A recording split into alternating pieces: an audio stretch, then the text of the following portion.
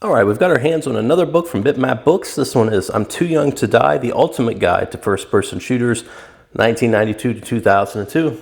Now, I like first-person shooters, so I thought I'd pick this up and maybe reminisce of some times I've had playing some of these games in the past, as well as find some that I haven't played and I want to check out. Just taking a look at the book itself here, I mean, these guys do such a great job on everything. Every book that we've gotten from them has retained that same high quality job as far as the printing goes, the binding of the book itself.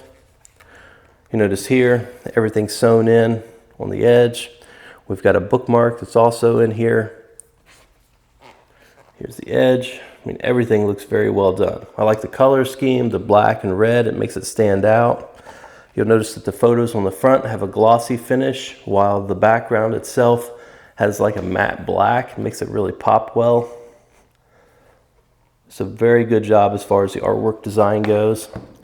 You also note some of these images on the front. I think we're looking at maybe Duke Nukem here, Doom, etc. So it's pretty neat how they threw in that little Easter egg as far as the characters go on the front of this book. Between 1992 and 2002, the first-person shooter rose to become gaming's dominant genre, transporting players to alien worlds, futuristic battlefields, and hell itself. Join us as we celebrate these incredible games. With a foreword by John Romero, this lavishly illustrated book contains detailed breakdowns of more than 180 first-person shooters, including classics like Doom, Half-Life, Metroid Prime, failed experiments like Gunbuster, Assassin 2015, and forgotten gems like Wrath of Earth across both computer and console. Plus, a look at the precursors that led to the birth of the genre, and in-depth interviews with Warren Spector, Deus Ex, Ken Levine, System Shock 2, David Doak, GoldenEye 007, and many more. All right, now let's dig into this thing and see what we've got. Okay, just opening the book up, we've got all these crosshair images. It's pretty neat. So we've got I'm Too Young to Die, Hey, Not Too Rough, Hurt Me Plenty, Ultra Violence, and Nightmare. Here's the index, all the different games. Here are featured interviews with different people, and they've got their images pixelated here. It looks pretty cool. Introduction by Stuart Main. If you're reading this, then I suspect that, like me, you've found memories of the era of classic first-person shooters. But while it's true that I can still remember the first two games I bought for my brand new big beige PC, Doom 2 and Dark Forces, I'm not exaggerating when I say that without first-person shooters, I wouldn't be writing this today. All right, so let's take a look at the introduction before we jump into everything. I'd always loved video games, but it had never occurred to me that I could be involved with making them. I couldn't code, wasn't an artist, and didn't have any formal game creation training. Not that such a thing really existed back then anyway. While working at a cyber cafe in 1996, I spotted an advert on the development studio Bullfrog's website asking for play testers for the games that they were working on. So I took a week's holiday and acted as a free quality assurance tester, helping to playtest Them Hospital, and after some badgering, Dungeon Keeper. Of course, I still wasn't a games developer, but I could see it was possible for me to get into the industry if I could prove that I was worthy of a chance. Enter id Software's Quake and Ben Morris's level editor, Worldcraft. I'd dabbled with level editors before, but something about the evocative atmosphere and sheer flexibility of Quake's 3D environments hooked me. I set about making levels, twisting the id-provided textures and gameplay features to suit me, while putting lessons on balancing and pacing absorbed through years of play into my creations. My levels were crude by modern standards, but they were good enough to land me a job at Psygnosis, and I've been a games designer ever since. Not only did Quake help me secure a 25 years and counting career, but it was through friends at work that I met my wife. So I'm not kidding when I say that I owe the life I have to first-person shooters. Throughout all of the above, I played every FPS I could get my hands on. So this book is a celebration of the birth and formative years of this incredible genre. This was a period of wild imagination during which risks could be taken and a few people could produce entire worlds. A time before teams and budgets grew as players demanded even higher fidelity from their games. Even though I was obsessed with classic first-person shooters, research to determine which games to include in this book revealed a surprising number that I'd missed. Some were only released in specific countries, others were obscured by bigger games arriving at the same time, or tied to hardware platforms that failed to take off. I want to showcase games you've never heard of, to remind you of first-person shooters you played back in the day but have since forgotten, and perhaps reveal something new about games you've already familiar with. It's time to warm up to Slipgate, load a clob, grab a crowbar, and get fragging. I hope you enjoy reading this book as much as I've loved researching and writing about it. Stuart, Maine. So like Stuart here says, first-person shooters mean a lot to me as well, especially when you go back to the early days in the 90s. Really like these games. So let's see what all games they've got in here. Here we've got a foreword by John Romero. The birth of the first-person shooter was one of the most exciting changes in gaming in the industry's history. I was there from the beginning and watched the genre grow from the incredible speed rush of Wolfenstein 3D at 70 FPS on a CRT monitor connected to a 386DX33 to today's wide variety of first-person shooter subgenres playing on a huge range of hardware platforms. And here we go. Here's Wolfenstein 3D here. We've got Doom. Here's Hexen. This was a pretty neat game. It had this like witchcraft feel to it.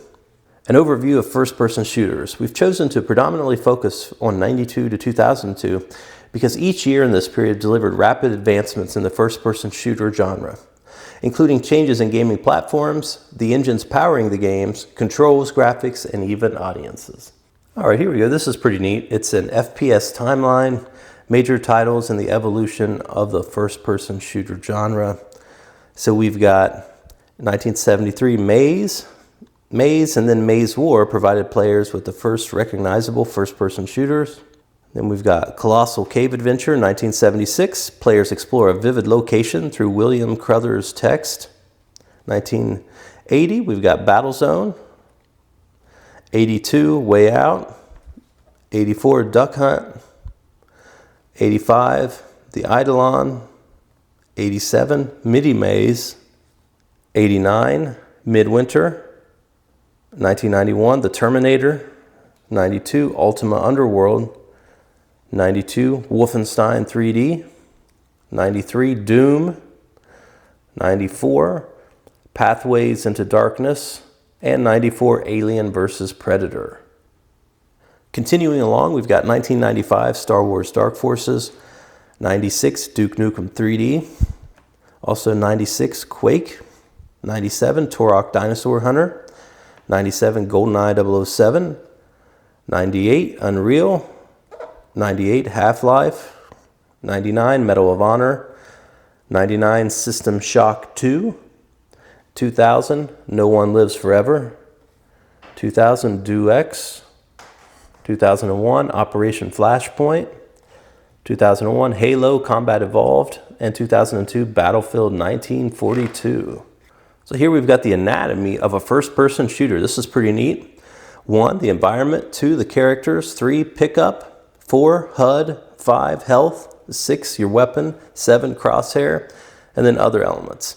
You know, first-person shooters, I think with any game in general, they don't have to be complicated. As a matter of fact, most games, most movies, music, the simpler you make it, it seems like it's better and people relate to it more.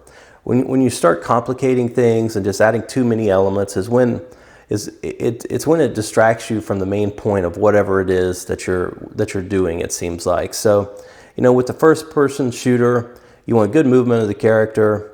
You want to be able to shoot what you're aiming at easily, so without any issues, change your weapons in and out, and decent level design, and it's going to work out pretty good for you. And they've got the key elements here. There's not much to it.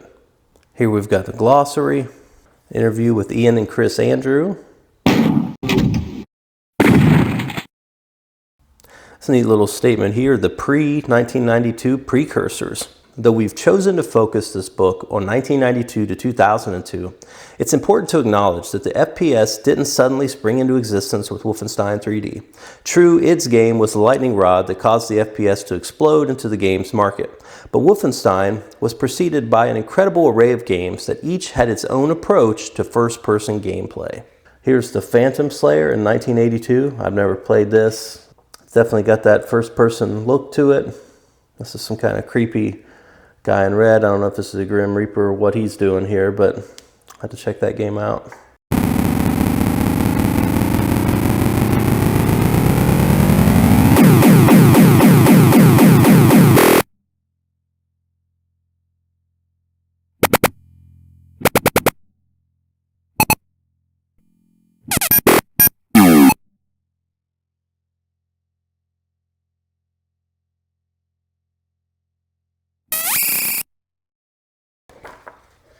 This goes into more information regarding the pre-1992 precursors. So here's some more of these older games. We've got 3D Monster Chase, Spectre, and 3D Maze of Gold. Here's some more games. This one right here looks pretty cool. This is Dungeon Master. Never played it. There's Captive, and Midi Maze, Duck Hunt. I don't know where we would be without Duck Hunt. I used to play the hell out of this game.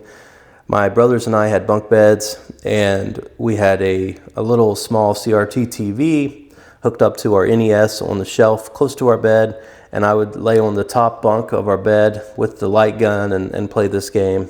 So many memories with Duck Hunt.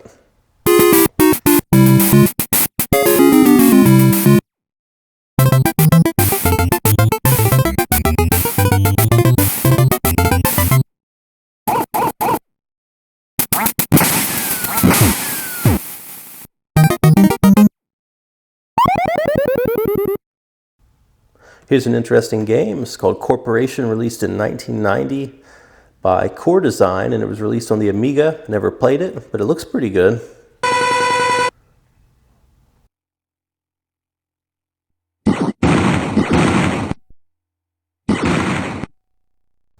Here's a game that looks pretty cool. This is called Super Spy. It's also what this image here is. It was released on the arcade by SNK, as with pretty much all SNK related stuff, especially back in the day. I mean, everything looks so great, and just look at the vibrant colors and everything that they've got. It looks pretty cool.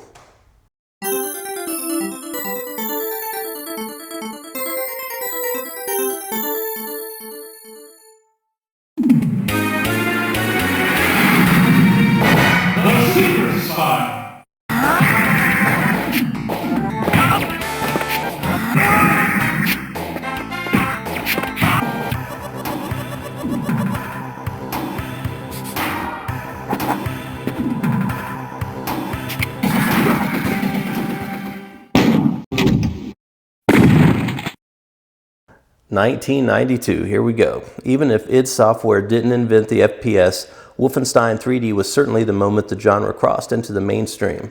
Tight gameplay, a compelling theme, and the shock of such realistic graphics were critical, of course, but something else that helped Wolfenstein to reach so many players was that it was distributed as shareware. Here we've got some information about shareware, the internet. Here's a screen from RoboCop 3. Over here we've got Ultima Underworld. Never played that. Looks like it was released by Blue Sky Productions on PC. Looks pretty cool. Kind of like a Dungeons and Dragons feel to it.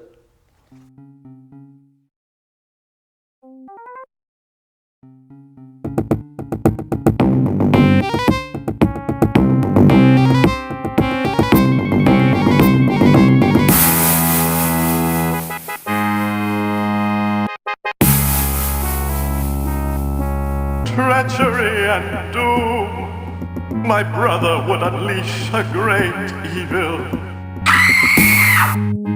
A visitor, and from far away indeed.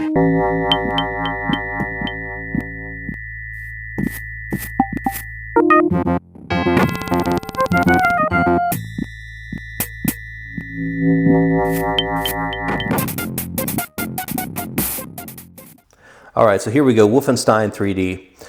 My first exposure to this game was in high school in the 90s. I had a industrial technology class where the teacher, Mr. McCarthy, super cool guy, he had installed this game on a number of the computers in our class. And when we got in there, he would allow us to play this game for 20 or 30 minutes. And sometimes just all day. It's like he didn't really give a damn, which was cool for us because we got to play this game. But I can just remember going through the levels. It's kind of like similar to a maze or whatever. And it really, even today, if you look at first-person shooters, they got so much inspiration from this game. It's incredible. But yeah, Wolfenstein 3D brings back a ton of memories for me.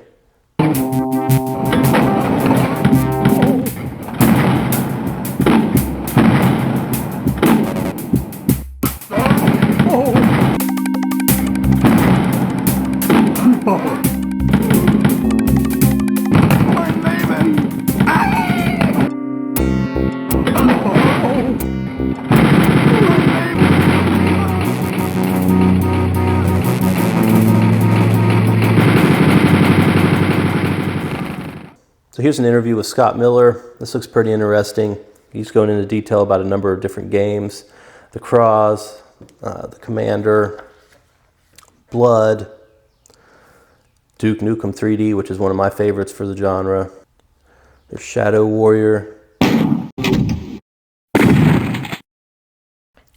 1993. In the early 90s, just as the FPS was rapidly evolving, video games in general were going through a transitional period. Advances in technology made new gameplay avenues feasible and started games on the road towards realism. As might have been expected, this shift in gaming content meant the wider world began to pay attention to what was happening in the medium.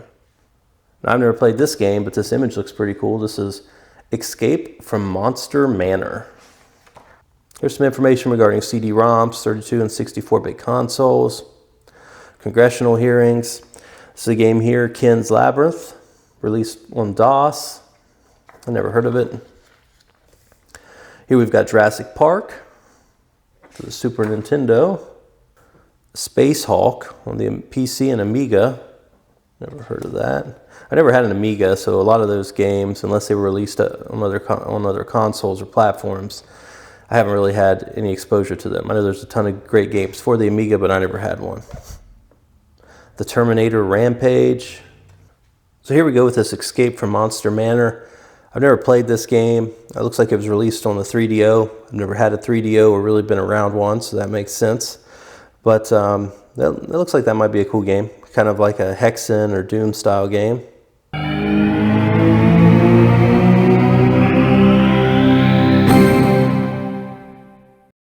Ah, another visitor. Don't be afraid.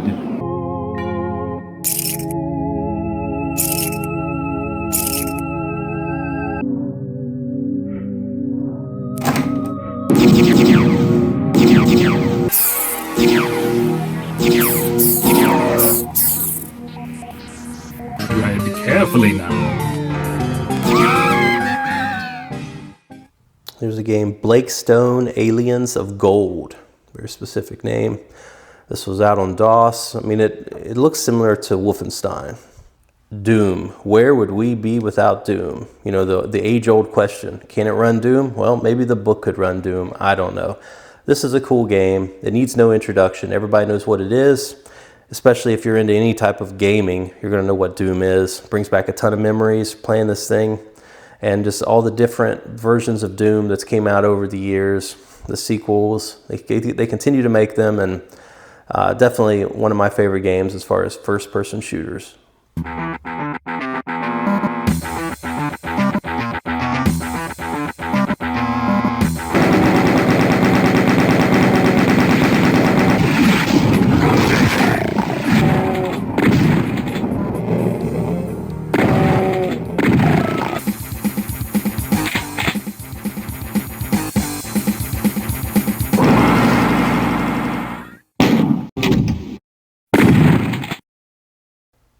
In 1994. In 94, the big FPS engines were IDs, with Wolfenstein's tech being replaced by the more powerful Doom engine. But over the coming years, more and more FPS engines appeared, each with their individual strengths. Some would be used to power many games, while others saw only a single release before being retired. But what do we mean when we refer to engines? So here we've got an image of Doom. Here's going over some information in regards to the engines, reusable technology, and different things. Here's a game, Nightmare 3D. Never played it. It was released on the PC. Looks interesting.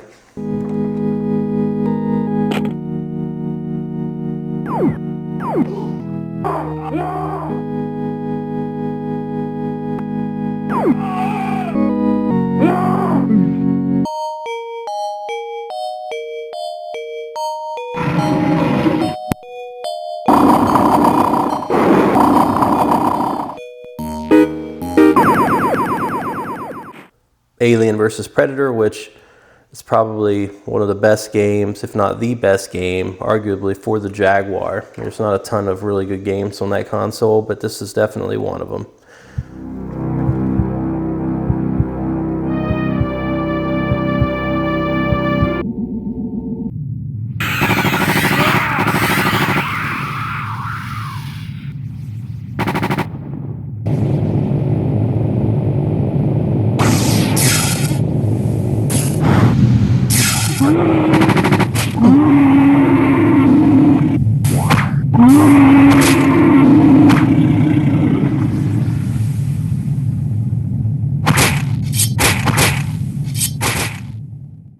Depth Dwellers. Never heard of this game.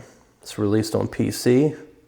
Here's a game called System Shock, developed by Looking Glass Technologies for the PC. Never heard of it either. A lot of these PC games, I didn't get a computer until much later on, a personal computer anyway, so I was very limited to the exposure I had as far as PC gaming. So a lot of these games, if they were only released on a PC, then more than likely I never played them. Here's Doom 2. The sequel to the first one. You know, they just kind of improved upon the mechanics of the game a little bit better graphics, movement, etc. They did a good job. This is a great game. Rise of the Triad Dark War. Another PC game. Never heard of it.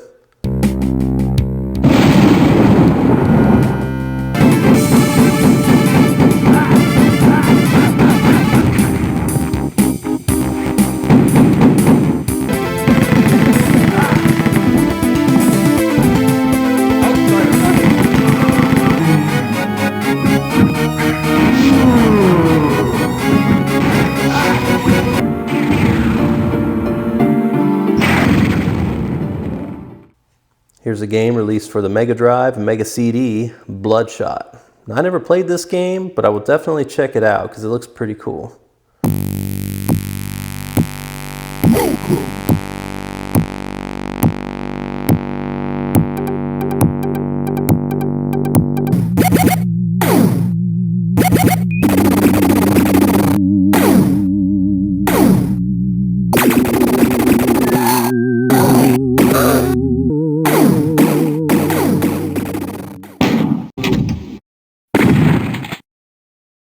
$19.95.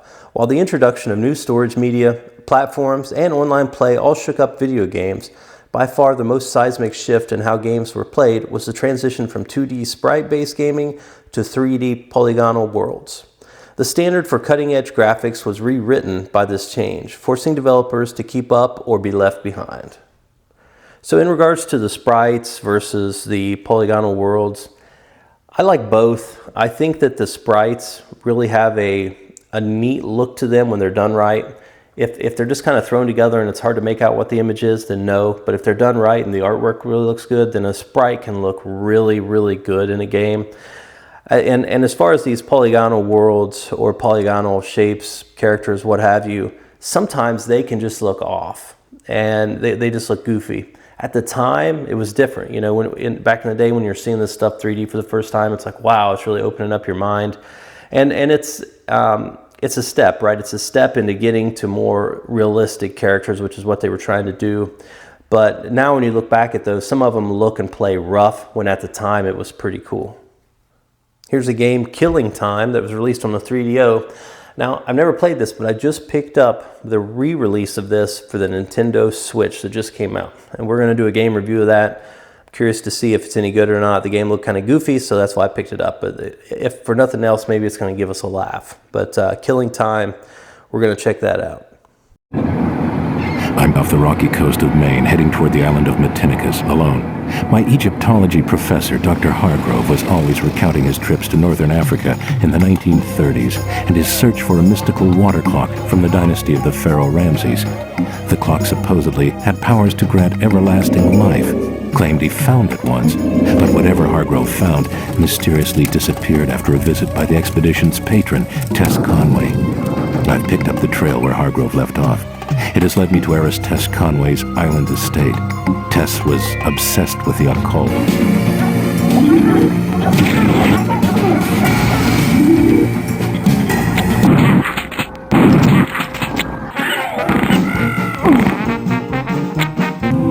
Where is she, boss? I don't understand it. She was right here. You're sure she was dead? Of course she was dead, you idiot. I left my dagger right in her chest.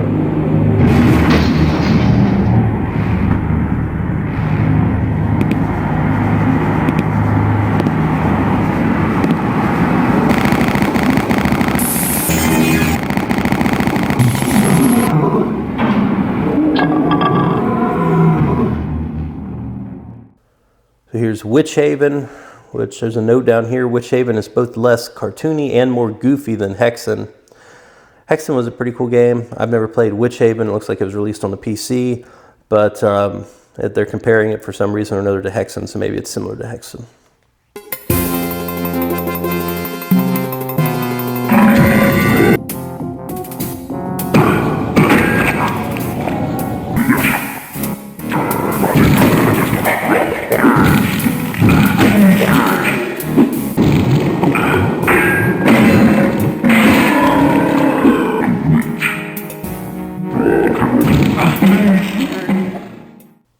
All right, Hexen, Beyond Heretic, or the PC.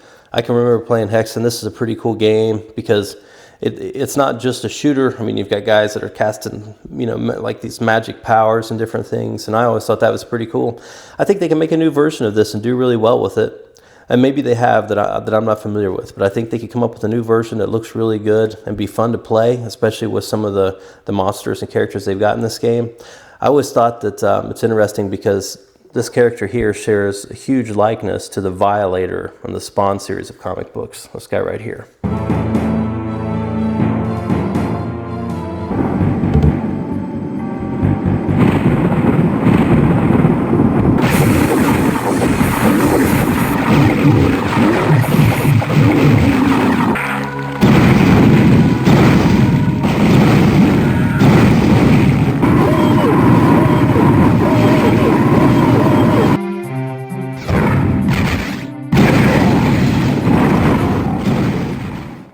Here's another game that was released on the 3DO. It's called PO'd. Never played it. This game here, this is called Wrath of Earth, released for the PC. I've never played this game, but it looks interesting. It's almost like in this little screen here, it looks good as far as the graphics and the visuals go.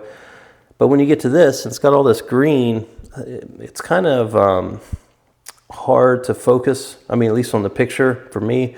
Maybe if you're in the game, it's different, but the contrast of the background here is much easier to look at than this one with everything being green. But it says here, though colorful, Wrath of Earth is frequently creepy. So I've never played this. Maybe this would be a cool game to check out.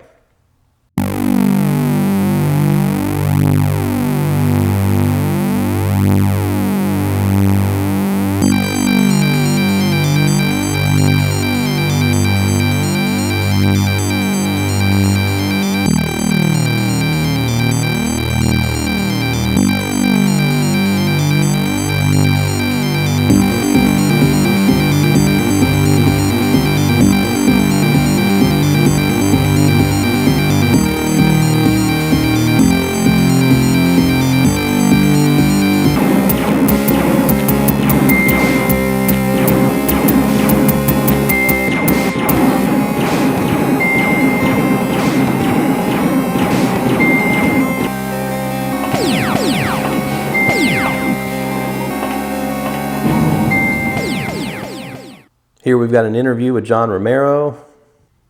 Here's some little notes. It's pretty neat. Like over here we see where it says John's head was hidden behind Doom 2's in-game boss. Here we've got The information on that Heretic game. Heretic kept its fantasy theme at an irreverent distance. We see here Hexen, whereas Hexen embraced it, delivering a compelling world.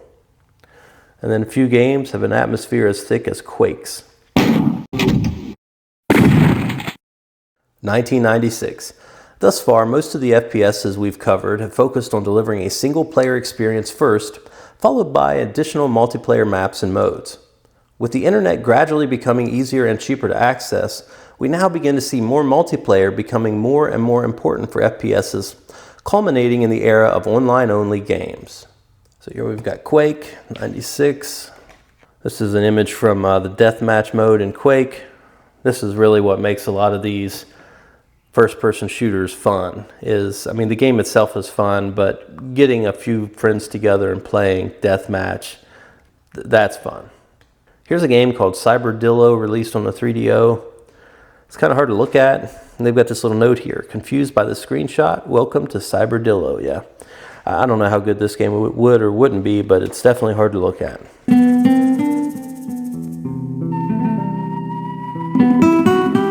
The desert is hot. It is very hot. The desert is usually compared to a dirty ice cube, except that it is dry and very, very hot.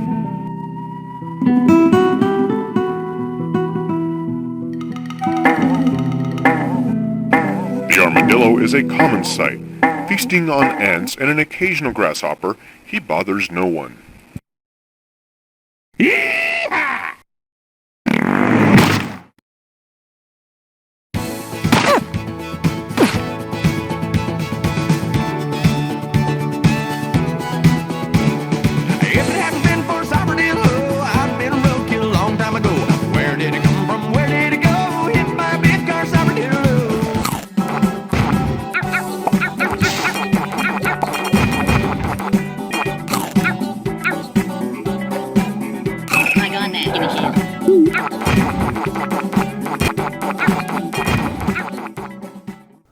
All right, now we've got my favorite game in this genre, Duke Nukem 3D. This game is so fun, not only from the gameplay, the multiplayer mode, etc. It's fun because it doesn't take itself too seriously. There's all kinds of these little comedic aspects, from the sayings he's got, from the way the enemies are, every little thing he does. This is a great game. It's got so much character.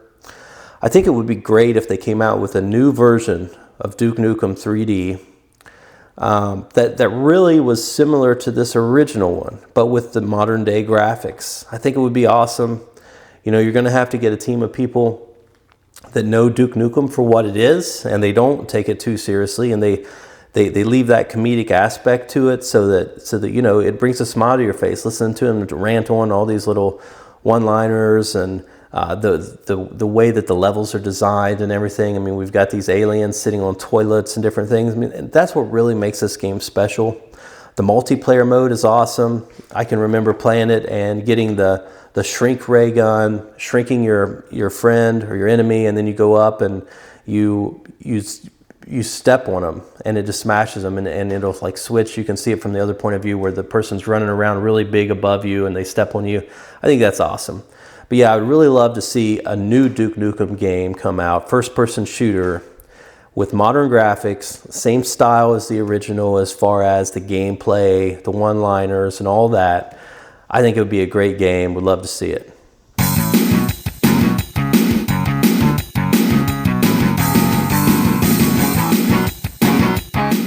Damn, those alien bastards are gonna pay for shooting up my ride.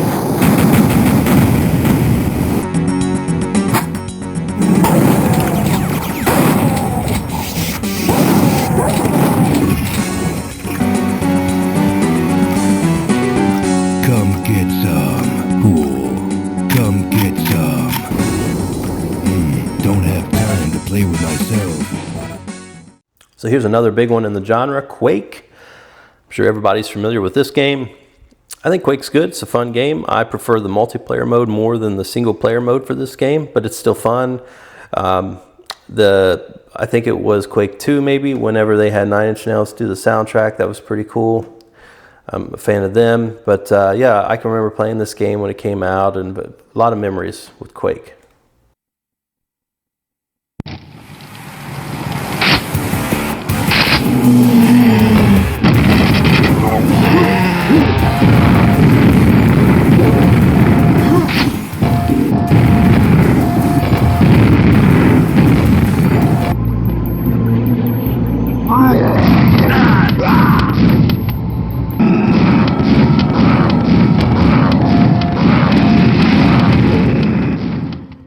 Here's a game released in '96 for the PC, Exhumed. Never heard of it. I mean, this may be okay. The graphics doesn't look as good as some of the other games at the time, so I don't know, but it might be a fun game. Here we go, The Eradicator. Sounds like a Arnold Schwarzenegger movie. I don't know if this is any good or not. It was released on the PC from Accolade. All mining ships, abort Mazrium ore pickup. Repeat, abort Mazrium ore pickup. The Citadel has come alive. It's attacked the mines. Our satellite picked up this message. Our defensive begins. The home shall no longer be visited by those whose flesh bleed. That thing seems to be biomechanical.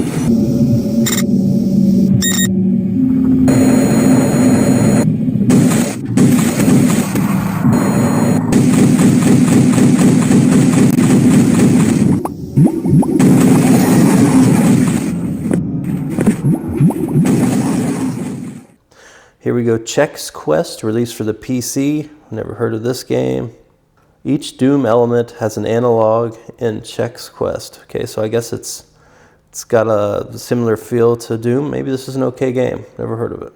So here's an interview with David Doak. He was responsible for some of the elements with GoldenEye 007. That is a fantastic game.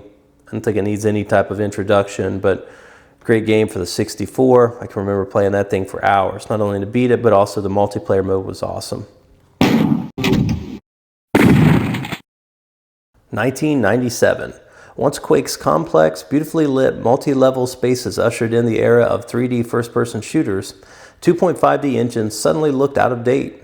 Developers and publishers quickly shifted over to releasing 3D games, fueling a boom in the 3D accelerators that could help computers run these technically demanding games. Here's a game, Realms of the Haunting. I don't know, I've never heard of this. This was released on the PC. Turok Dinosaur Hunter. Got a lot of memories of this game. I'm a huge fan of the Nintendo 64, and this game, I can remember when it came out.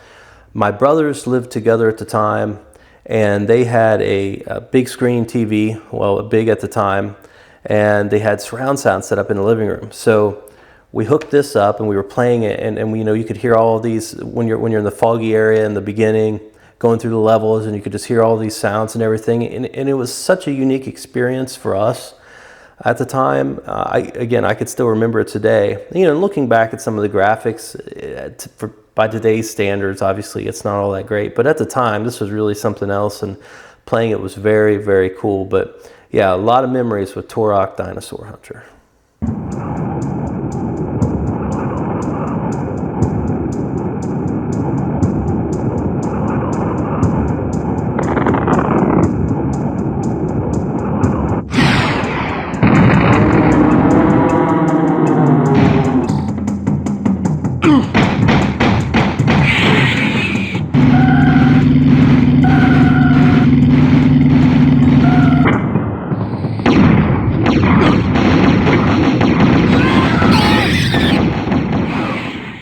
Blood, released on the PC. Now there was reference to this earlier in the book. I've never played this game. It looks like it could be pretty cool. Here it says Dark Carnival is perhaps Blood's best level. I don't know, never played it.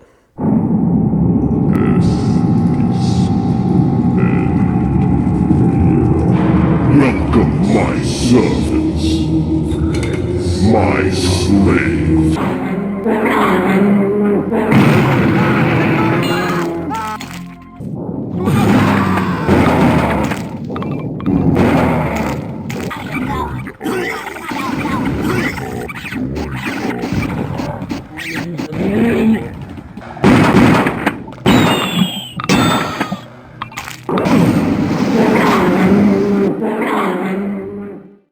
Here we go, Redneck Rampage.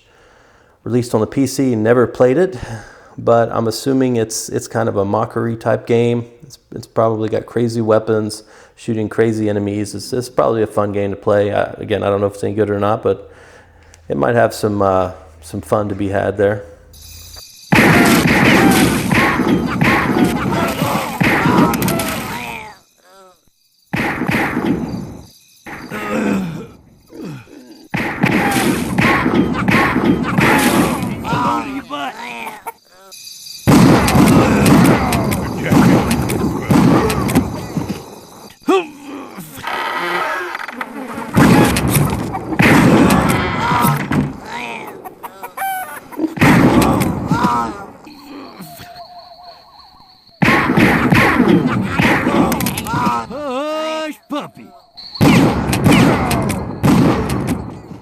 GoldenEye 007, released by Rare on the 64. Great game. This is definitely, you know, as a matter of fact, I would say all the Rare games released on 64 are great games. Those are some of the best games on that console.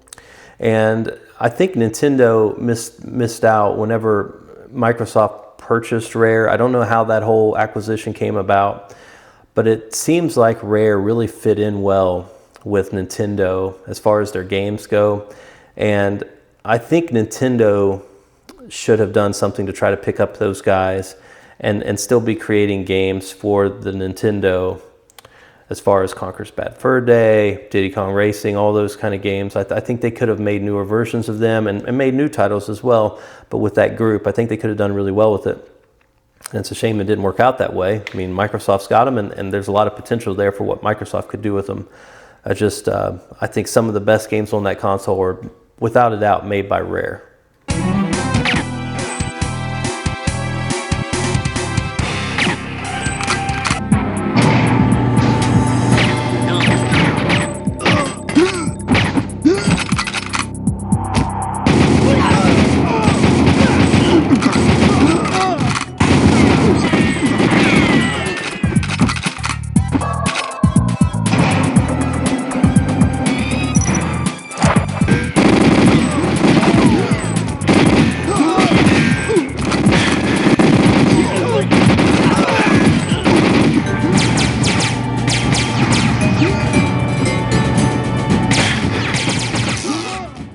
Here we go, Hexen 2, released on the PC. Shadow Warrior, also released on the PC. I've never played Shadow Warrior, but it looks pretty cool. Looks like, you know, the typical Doom game.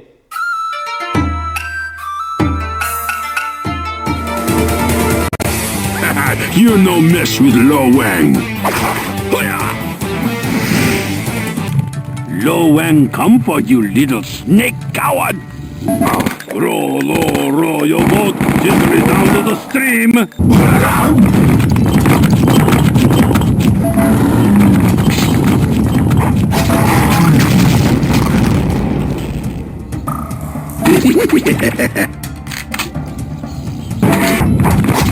Oh, look, you're coming apart.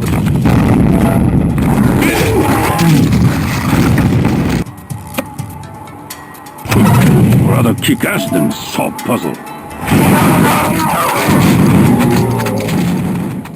So here's a game called Mars, released on the PC. I never played it.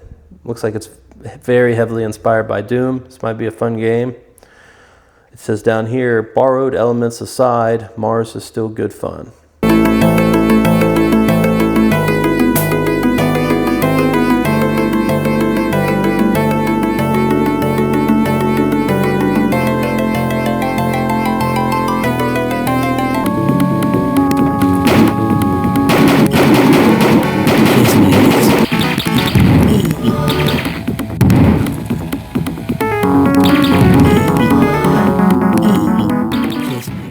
So here's an interview with Randy Pitchford with regards to information about Duke Nukem 3D. That's definitely one of my favorite first-person shooters.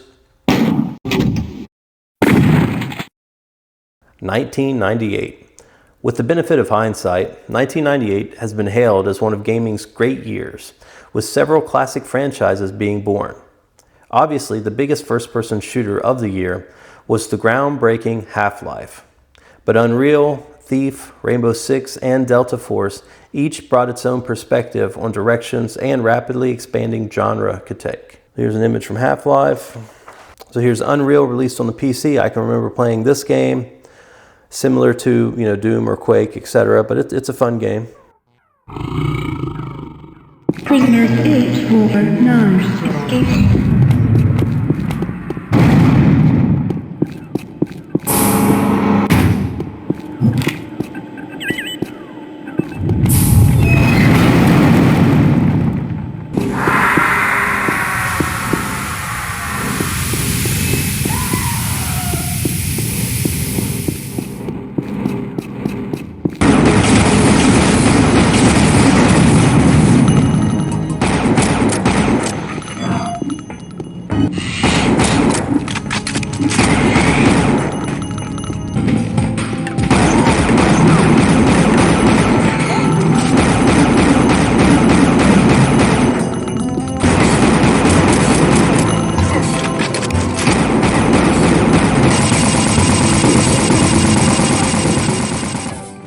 So here's a game called NAM, released on the PC. I've never played it, but it looks like it might be interesting.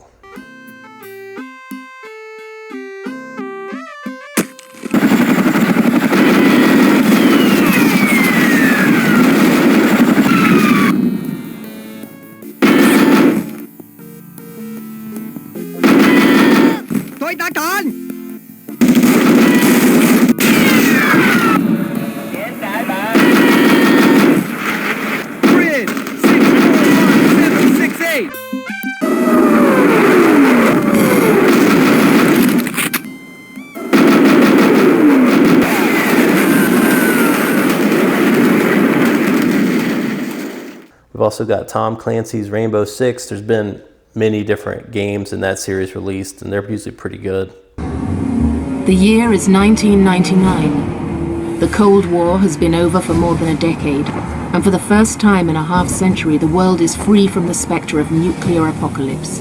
It should be a time of peace and prosperity, but all over the globe, the embers of old animosities have been fanned into flame by the winds of freedom. Terrorism in the 21st century is an international industry. Money and expertise flow freely through the global computer nets, and every type of weapon imaginable is available on the black market of the Third World. It has become harder and harder for the security forces of individual nations to combat this threat to the safety of their people. What's needed is an organization with the resources and the authority to fight terrorism wherever it flourishes. It would be composed of the best and brightest counter-terrorism experts from every country, and armed with state-of-the-art weapons and equipment. It would operate in absolute secrecy, its existence known only to the most senior government officials. It would attack swiftly and silently, cutting off the head of the Viper before it had a chance to strike. Such an organization already exists. Its code name is Rainbow.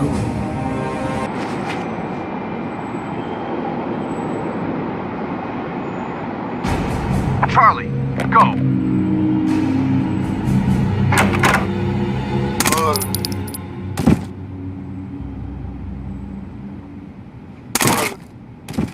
Bravo, go!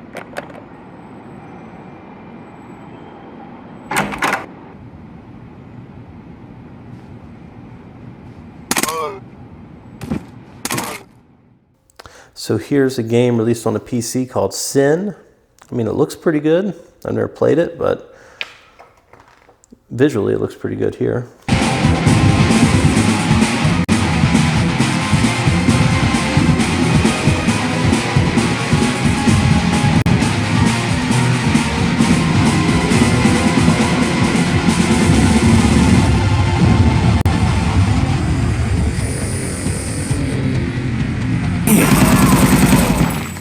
Already got it.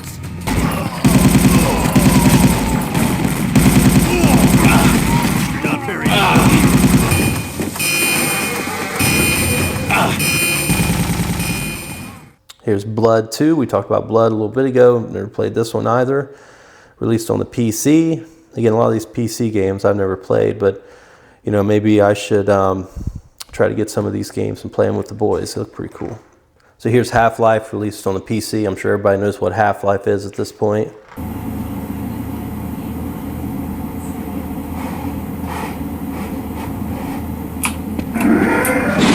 and welcome to the Black Mesa Hazard Course. Get away from the shutting down. Attempted shutdown. It's not shutting down. It's not. '"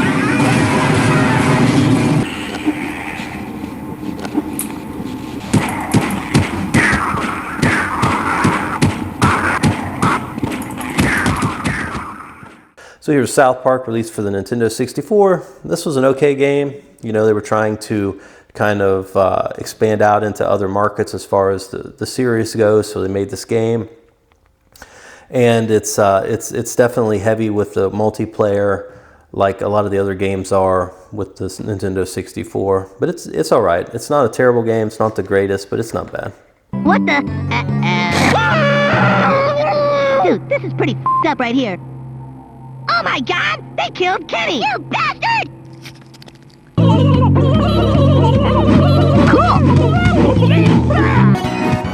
Hey, stupid! I'm over here! Look at how high you made it! Die, evil turkey, die! Oh yeah!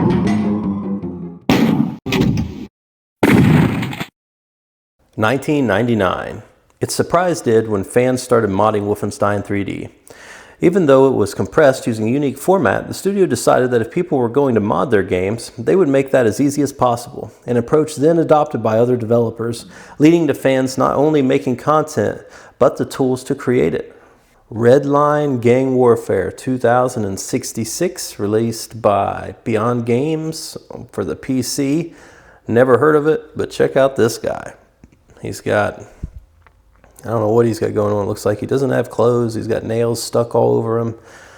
Interesting game. It says Redline combines Mad Max with 2000 AD. Okay.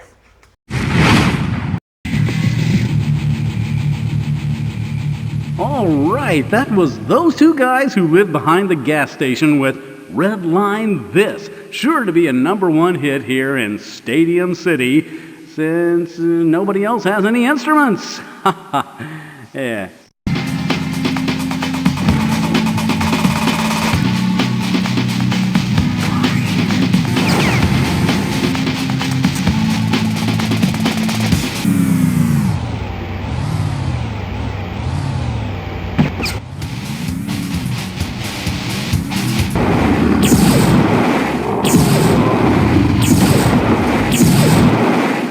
Shoot!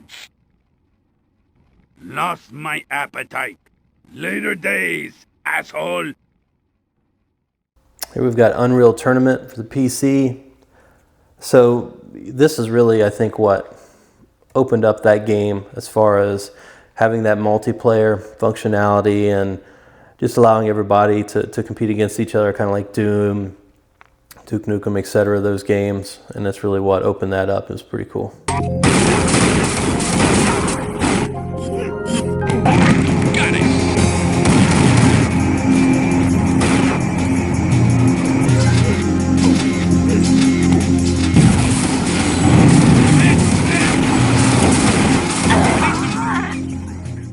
Here we've got Quake 3 Arena, and again, this is another multiplayer. It's released on the PC.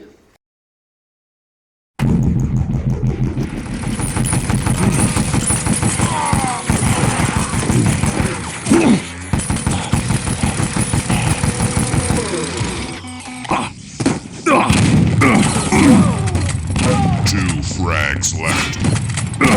One frag left.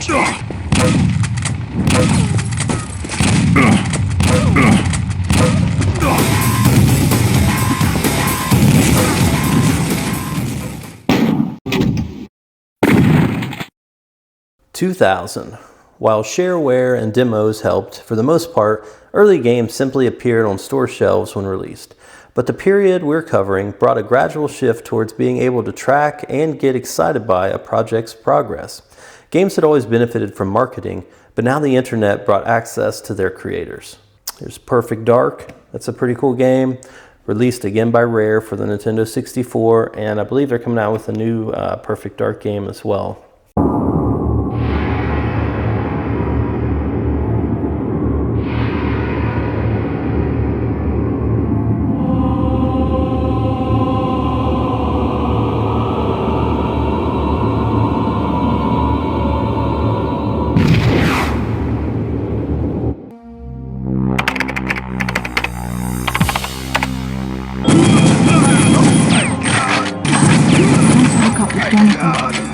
before he gets into any more trouble.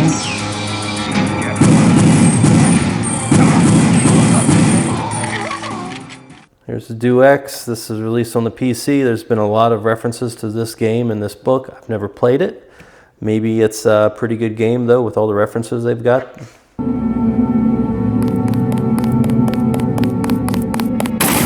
I got this one.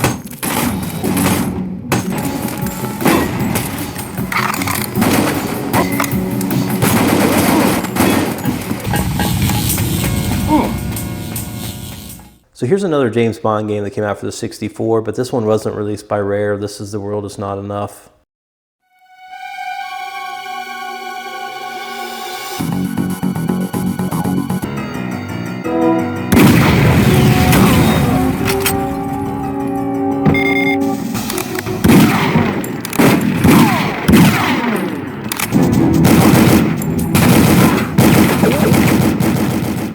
This is Resident Evil Survival for the PlayStation.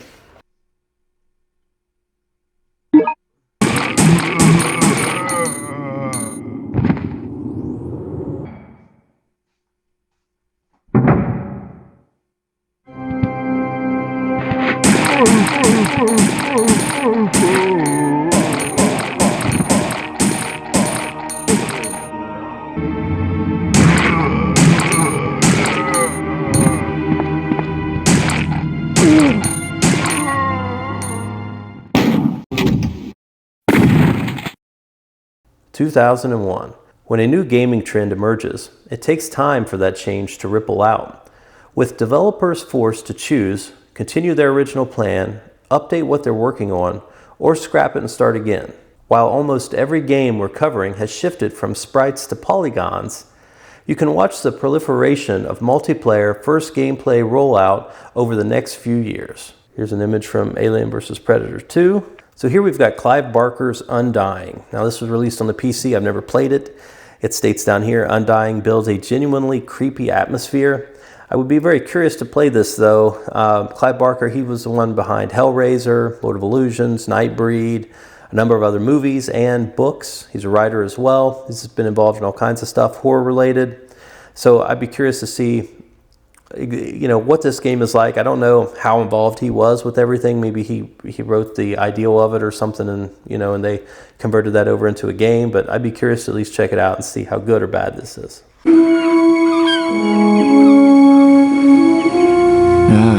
I'm tired of traveling or fighting superstition in its many manifestations. Even though it was me who chose to debunk folklore and mysticism, little did I know I'd end up being labeled as Patrick Galloway.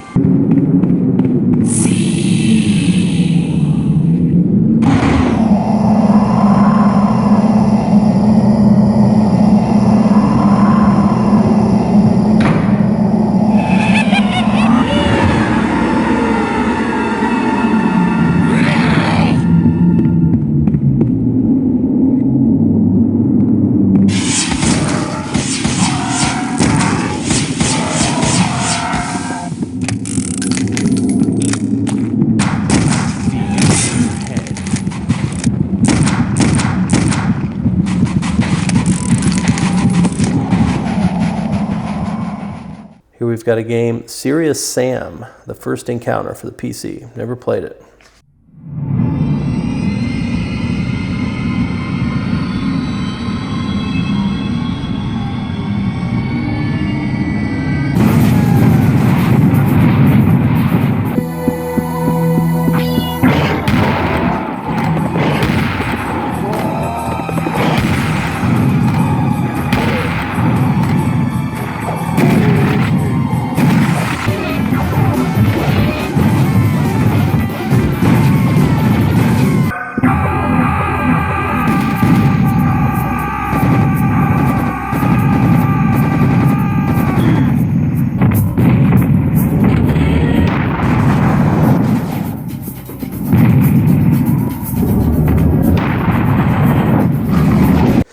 Now whenever we get into this era, I've been noticing in a lot of games it's more with regard to combat, military, and that kind of took over. You got into the Call of Duty stuff, And all these, you know, we had talked about Tom Clancy's Rainbow Six, but it really gets into the military age, if you will, of gaming, where they've got a lot more focus on wars, military, etc., etc. The graphics started enhancing a lot, and as you can even see from this screenshot here of how the characters looked compared to some of the other games. This is from Tom Clancy's Ghost Recon. For one small group of elite soldiers, the war has already begun. U.S. Special Forces Group 5, 1st Battalion, D Company. Deployed on peacekeeping duty to the Republic of Georgia in the Caucasus, this handful of Green Berets represents the very tip of the spear, the first line of defense. Equipped with the latest battlefield technology and trained in the latest techniques of covert warfare, they strike, swiftly, silently, invisibly. They call themselves the Ghosts.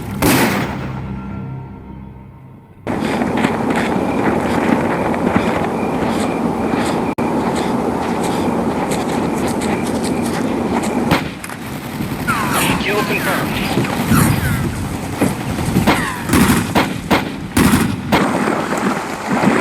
In position. Too deep.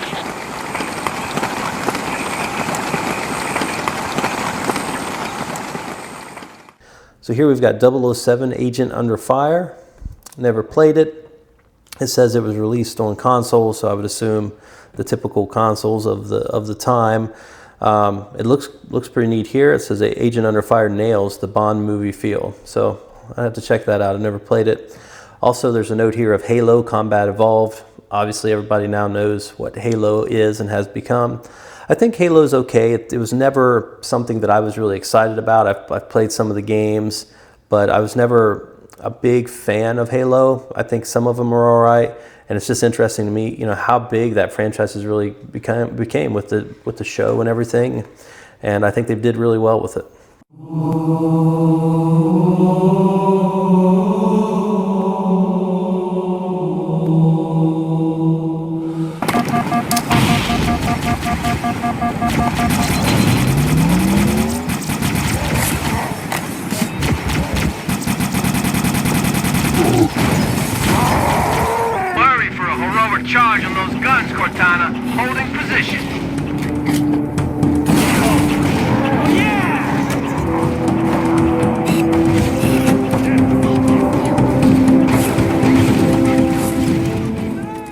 Here we go. Return to Castle Wolfenstein on PC. Now, there's been a number of different Wolfenstein games that have came out over the years, and they're usually all pretty good. If you get a Wolfenstein game, they're pretty fun to play.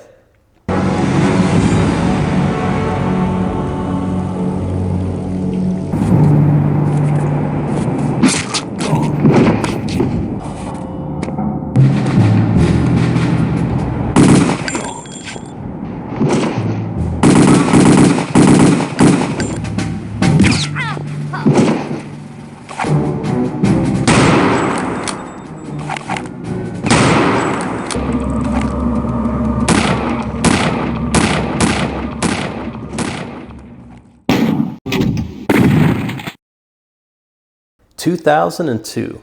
Though we focused on the emergence and meteoric rise of the FPS, the genre would of course continue to evolve over time. One of the advantages of studying so many FPSs has been clearly seeing new trends arriving in the genre. But while some of these shifts reflect advances in gaming hardware, others are the result of changing gamer tastes. So here we've got some more of those like military style games, New World Order, Global Operations.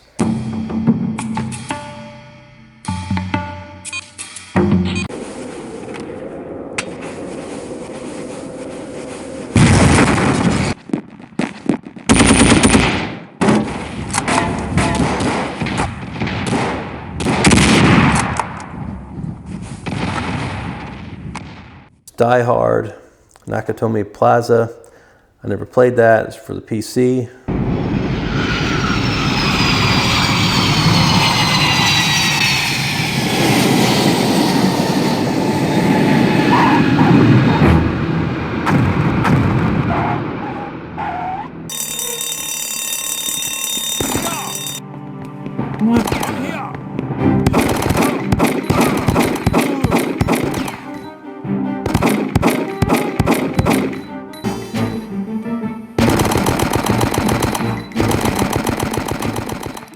So here's some more military style games: Gore Ultimate Soldier and America's Army Operations.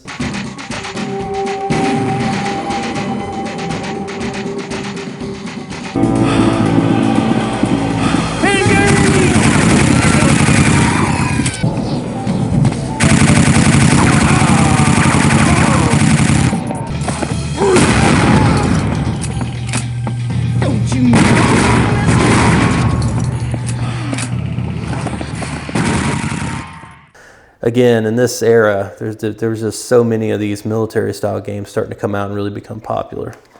Sniper, Path of Vengeance for the PC. Well, here I am.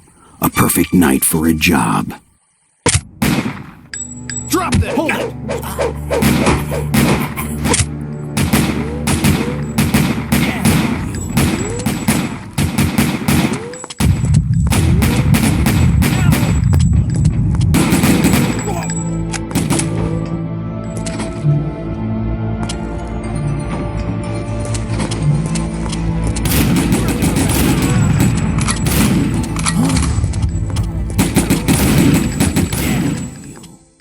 All right, here we got Metroid Prime. Now this is a very good game.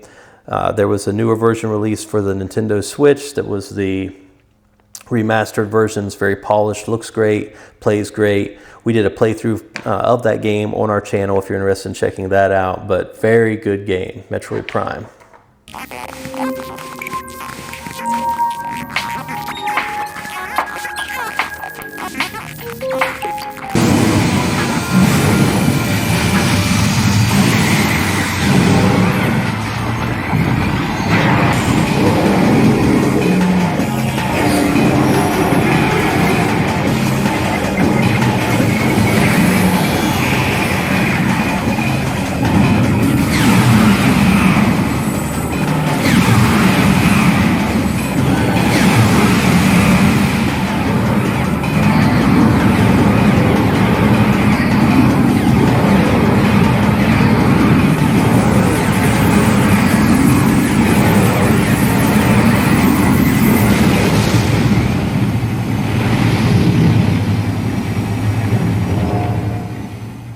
Here's an interview with Carl Deckard where he's talking about the Metroid Prime game. 2003 and beyond. While Halo revolutionized FPS gameplay, it would be the Call of Duty series that would define the genre's themes for the next decade. Where before we had demons, aliens, dinosaurs, and undead, the incredible success of 2007's Call of Duty 4 Modern Warfare would shift FPSs towards delivering real-world conflicts. Firstly against Nazis, then later terrorists. So this goes back to what I was referring to as far as all those military style games that came out. You know, those games are okay, and I had some of them. I've played them, a number of them over the years. Some of them are really good. Some of them, you know, don't quite measure up to others, but I prefer the more sci-fi or horror style, you know, aliens, monsters, demons, and things. I don't know. I prefer that over the whole military aspect. But that was definitely, whenever you get into the mid-2000s up until really today, there's still a ton of those military style games that are out there. Now we get into the unreleased first-person shooters. For every game that we've covered during this period, there were many more that were canceled and never released. The games industry is a turbulent business, with games, development teams, and even entire studios regularly vanishing due to business realities, politics, or simple bad luck. Let's end with a quick salute to these lost first-person shooters. The Fallen, Team SAS. So this is going over a number of those unreleased games. Here we've got an image from Sam Hain. It says the demo can still be found online. Here's one, XCOM Alliance. And now look, so we've got all these people, the faces like from the beginning of the book, but they've got blood coming out of them, like on the games. That's pretty cool. And that's it. That's our flip through of Bitmap Books, I'm Too Young to Die, the ultimate guide to first-person shooters, 1992 to 2002.